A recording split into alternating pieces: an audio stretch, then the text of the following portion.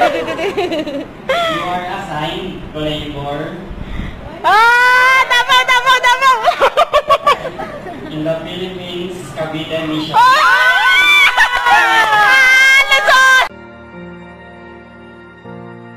There is a work to do that's been prepared for you long before the world was made. You have the strength you need to cross the stormy seas that you will find along the way. He is your refuge from the storm, and you will never be alone. This is a great work that we've been Nagatayo mo kami di pampang na gano'n. Galingan sa Galing Santa. Cavite. Kapete. Love you. Yang beauto. Tayo lang ka di ake. Hi! Hi, Elder Kapagawan. Ayan, sobrang grateful ako kasi nag-serve, meron kang desire to serve the Lord and sa pamamagitan ng pag-mission mo.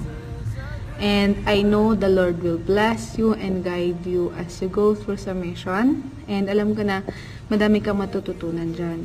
So, hindi ako magbibigay ng advice kung ano yung mga dapat at hindi dapat na gawin sa mission kasi iba't iba naman yung rules sa every mission at iba't iba yung experience ng bawat missionaries. Pero meron lang akong isang sasabihin sang advice, principle siya, na ito yung forget yourself and go to work. Kasi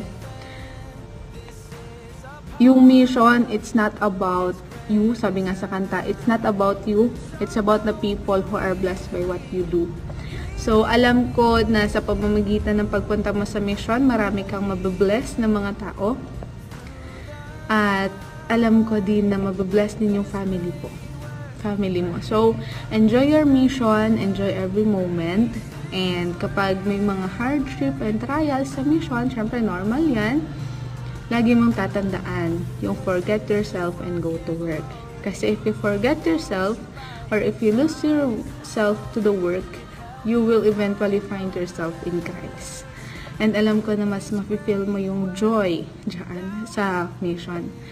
And I hope na mas madami kang matutunan sa mission. And I hope na i-treasure mo yung bawat moment na. Ingat ka! So, hello, Brother Cyril. Good morning. So, kagigising ko lang at nabasa ko yung message ni Sister Jamela na magsend ako ng video greeting sa'yo kasi para daw makita niyo yung bago kong buhok. Pero nagtali ako so wala kayo makikita. Pero gusto kong sabihin congratulations kasi finally makakapag-serve ka na kay Heavenly Father. At sa video greetings ko na ito, gusto kong mag-share ng isang scripture verse kasi itong scripture verse na to personally favorite ko din siya.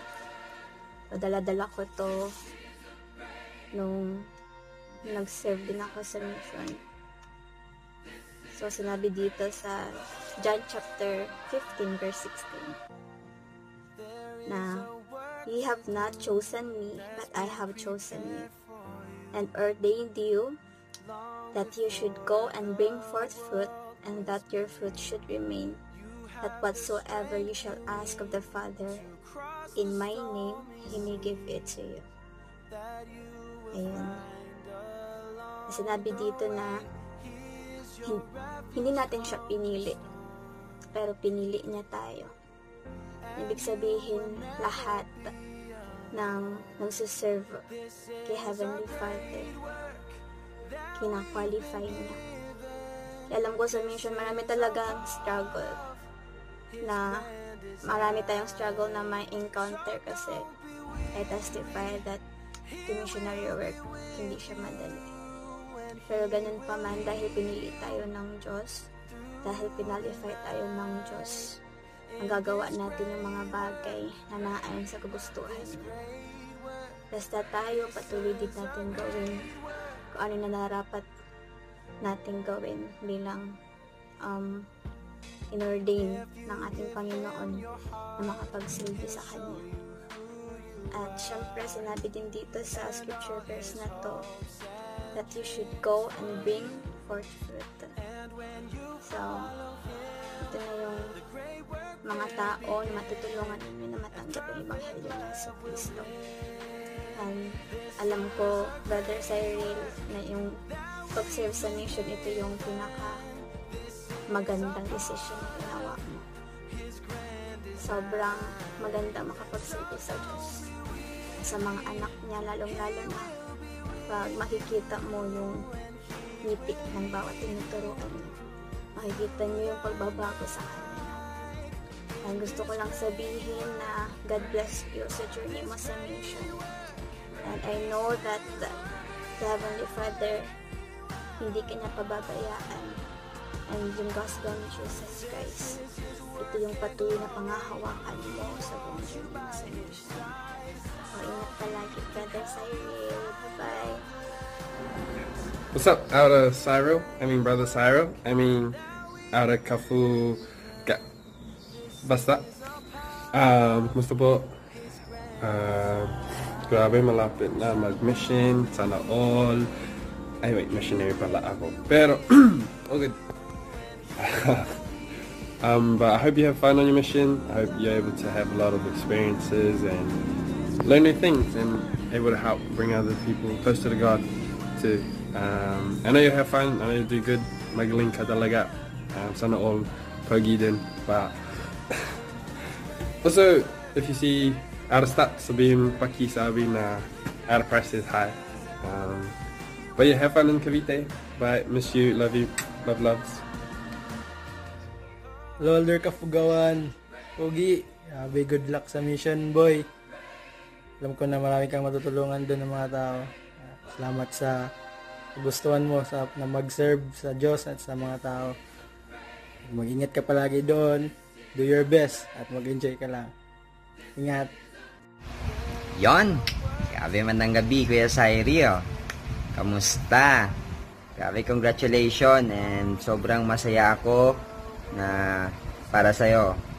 At I know yung ating Ama sa Langit at si Jesucristo sobrang masaya ngayon para sa'yo na nandyan ka, na tumulong sa gawain niya dito sa mundo, yung desire mo. And gabi na alala ko nung time na nakipag-work ka pa lang sa amin, nung nandyan ako sa Aurora, na gabi na lagi ka pang struggle ka sa mga time ng interview ni President kung kailan, ganyan, pero ngayon papunta ka na sa MTC. Grabe, kasi excited ako sa magiging experience or yung journey mo sa mission, and I know na kayang-kaya mo yan. And I promise you, as long as you obeying the rules, the commandments, na yung si Jesucristo nandyan palagi para tumulong sa iyo. Na sobrang grateful natin na isa tayo sa mga napili na sa sobrang daming nag-apply ng mission. Many are called, but few are chosen. And you're the one of the chosen one. Di ba? So, don't miss that opportunity. Always find the joy and satisfaction, and at the same time yung peace sa work. Alam ko na matatagpuan mo yan kasi kita ko yung potential mo na you will become a great missionary someday. And I know na marami kang matutulungan doon sa Cavite mission. Diba? Cavite ba? Kalimutan ko. Pero kung Cavite man yan, Cavite talaga yun, diba? At mag-ingat ka doon, Elder Kafugawan. And mahal na mahal kita, and see you soon, and keep on touch lang. Update mo ko palagi ng mission mo, and updatein kita. Send mo yung email mo sa akin, papadalhan kita ng chocolates. Joke lang. Pero ayan, bye bye, good night, love. What's up, vlog? Kamusta sa'yo? Excited na kami sa imong prayer sa imong mission, and sobrang proud kami sa imo, ha. And alam ko na madami kang matututunan, and I know that the mission will change you, it will shape you, and prepare you for eternity. always remember just to be kind, patient, and humble, and full of love with those people that you will serve. I know that you will bring many souls unto Christ and convert many souls unto Christ. Continue to bring miracles into their lives through the gospel of Jesus Christ. I know that you're gonna be a great missionary. Return with honor, Elder Kafagawan. Hi, Cyrene. Enjoy mo lang na kami 2 years na mission. I hope na magkikita tayo sa May pag-uwi ko. Sana sa Cavite ka pa rin. At hindi sa malayo.